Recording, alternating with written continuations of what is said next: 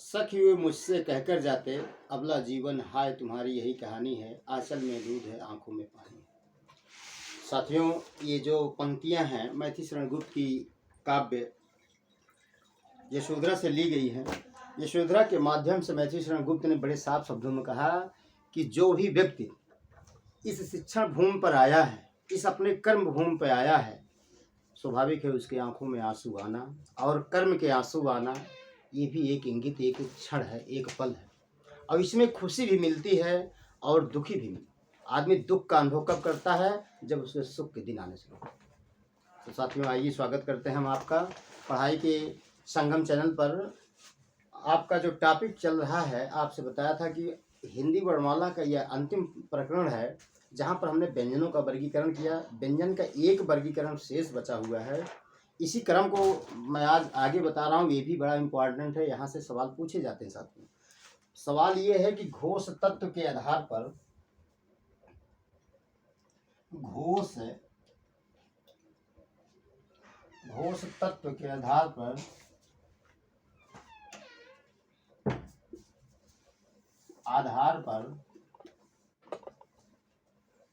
व्यंजन के भेद, ये भी बड़ा इम्पोर्टेंट सवाल साथियों। व्यंजन के भेद, यहाँ से भी सवाल पूछा जाता है। चाहे आप जिसकी भी परीक्षा देते होंगे, यहाँ से सवाल पूछने का काम आयोग करता है। कोई भी आयोग होगा, यह सवाल निश्चित रूप से पूछा जाता है। तो घोषत्व के आधार पर व्यंजन के अगर भेद पूछा जाए साथियों, तो कितने बताए गए हैं? 2 भेद बताए गए हैं। कितने बताए गए हैं? 2 भेद बताए गए हैं। पहला हमारा क्या है? आघोष। क्या है साथियों? आघोष। अब देखिएगा, आघोष जो हमारा वर्ण है कैसे है? आघोष ध्वनि क्या है? और दूसरा हमारा क्या है? घोष। और कहीं कहीं पे फिर क्या मिलता है? सघोष मिलता है। सघोष मिलता है। ये 2 प्रकार के घोषत्व के आधार पर बंटवारा किया गया है। तो हम पहला देखते हैं कि अघोष क्या होता है। अघोष हम किसे कहते हैं? पहला हमारा है अघोष। अघोष। अब देखिए, अघोष का मतलब होता है, आ हमारा क्या है? आ हमारा क्या है? उपसर्ग है। और घोष माने क्या होता है? गुंजन करना, आवाज करना होता है। क्या होता है? गुंजन करना, आवाज करना होता है। तो इसकी परिभाषा भी आप थोड़े से देख लीजिएगा कि जिन व्यंजनों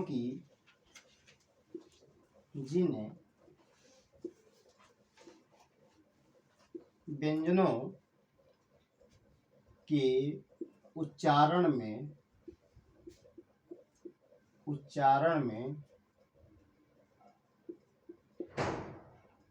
कंपन ना हो, उसे क्या कहते हैं? उसे आघोष कहते हैं। क्या कहते हैं साथियों?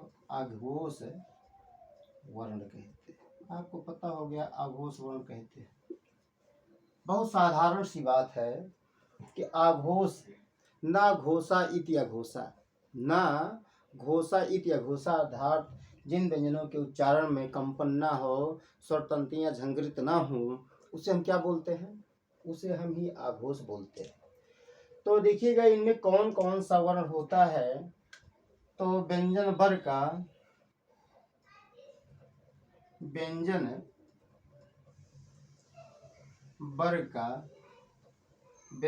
कौन कौन सा साथियों होता है? पहला और दूसरा तथा ऊष्म व्यंजन कौन से हैं? श, श, श। इन्हीं के आधार पर बताया गया है कि प्रत्येक व्यंजन वर्ग का पहला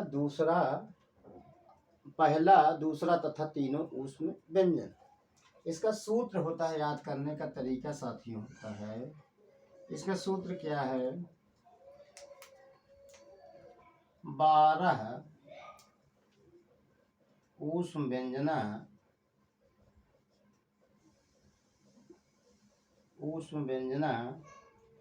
अघोषा।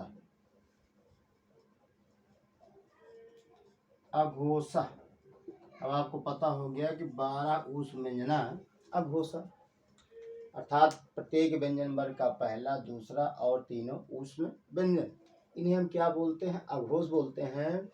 इनकी ध्वनियों के उच्चारण में क्या होता है? हमारी जो स्वरतंत्रिये होती हैं वो कंपन नहीं करती। वो क्या करती हैं साथियों? कंपन नहीं करती हैं। तो आइए, ये बात आपको समझ में आ गई होगी। तो हम इसी क्रम में चलते हैं। दूसरा हमारा क्या है? घोष। दूसरा साथियों क्या है कि घोष व्यंजन क्या है? हम बात करते हैं किसकी? घोष की। तो घोष क्या है? इसी का दूसरा नाम क्या मिलता है? इसी का दूसरा नाम मिलता है क्या? सघोष है। तो देखिएगा, इसकी परिभाषा भी सेम उसी प्रक्रिया के आधार पर है। जिन व्यंजन ध्वनियों के उच्चारण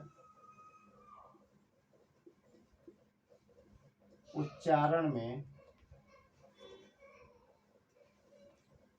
कंपन हो, उसे क्या बोलते हैं? उसे घोष बोलते हैं।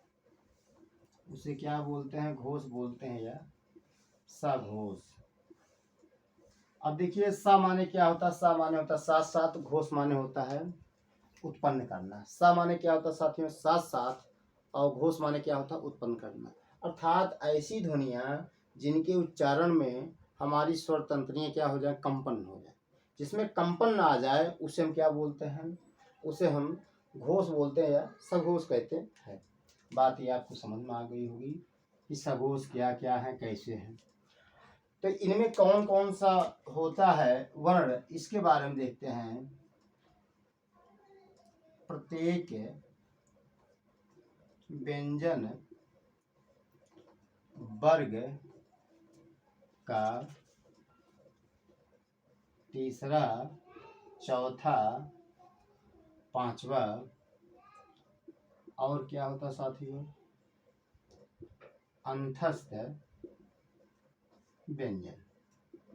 अंतस्थ व्यंजन कौन कौन से हैं? या, र, ल, व। तो आपको पता होगा कि प्रत्येक स्पर्श व्यंजन का या व्यंजन वर्ग का तो जो 5 भागों में बटा है उन्हीं की बात करता है। उन्हीं के आधार पर इनको बतलाने का काम करता है कि प्रत्येक व्यंजन वर्ग का तीसरा, चौथा और पांचवा जो है, साथ में उसके लगा हो क्या? अंतस्थ ध्वनियाँ कितनी है? 4। या, र, ल, व, इन सभी का क्या होता है? घोष होता है। घोष अर्थात कहने का मतलब है कि इनके उच्चारण स्थान में या इनके उच्चारण करने में स्वरतंत्रियों में झंकृत हो जाती हैं, कंपन आ जाता है, इसीलिए इनको क्या बोलते हैं? इसीलिए इनको घोष बोलते हैं। क्या बोलते हैं? सघोष बोलते हैं। तो इसका सूत्र भी बन जाएगा क्या साथियों? इसका सूत्र होगा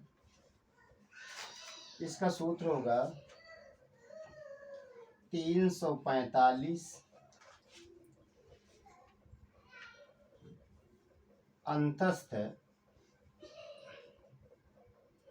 या, र, ल, व प्लस सभी से। अब आपको क्लियर हो गया होगा, आपको परिभाषा रटने की जरूरत नहीं है। केवल जो भी सवाल पूछा जाता है या इन्हीं आधारों पर पूछा जाता है। किन आधारों पर पूछा जाता है? इन्हीं आधारों पर पूछा जाता है कि 345 अंतस्थ या अलावा, मतलब निम्नलिखित में से सवाल अगर पूछा जाएगा, कैसे पूछा जाएगा कि निम्नलिखित में से कौन सा व्यंजन अघोष है, पहला सवाल होता है। और दूसरा सवाल पूछा जाएगा निम्नलिखित में से कौन सा व्यंजन अघोष नहीं है। इसका मतलब होता है एक पॉजिटिव, दूसरा नेगेटिव। उसी प्रकार से सवाल बनते हैं जिस प्रकार से किसी व्यक्ति के मन में विचार। ये जरूरी नहीं कि व्यक्ति के मन में हमेशा सकारात्मक ही विचार आए, क्योंकि उनमें भी दोष पाए जाते हैं। उसी प्रकार से जब हिंदी वर्णमाला को लिखने की प्रक्रिया शुरू हुई तो जो हमारे हिंदी के व्याकरणाचार्य थे, उन्होंने भी वर्णमाला के उनके गुणों के, उनके दोषों को परखने का काम किया। जैसे मैं ही हूँ, अगर कुछ बोलता हूँ ये जरूरी नहीं है कि मेरे मुख से सभी बातें सत्य निकले, कभी कभी गलत बातें भी आ जाती हैं।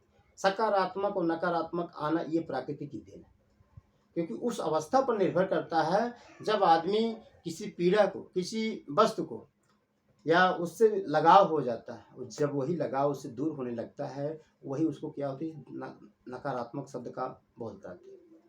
तो कल से जो हमारा टॉपिक शुरू होगा साथियों, वो किस क्लास में होगा?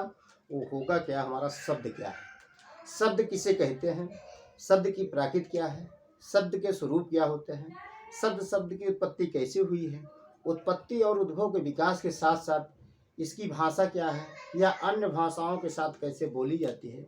इन सारी प्रक्रियाओं को अगली वीडियो में आपसे कल मुलाकात करते हैं।